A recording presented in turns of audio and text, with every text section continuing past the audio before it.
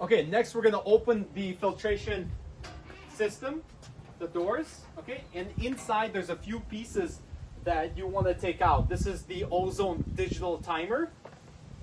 There is a towel, and there are brackets here that connect the filtration system to the chiller.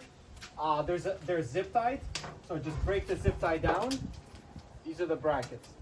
And everything else stays in here for now, until the next step. In this next step, we're gonna open up the tubing kit.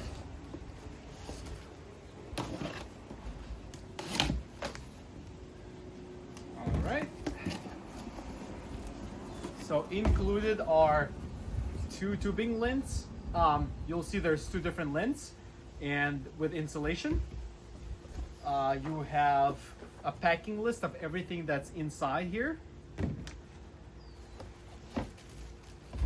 So we're going to pull everything out, and we're going to review all of the components in depth as we go on through the steps.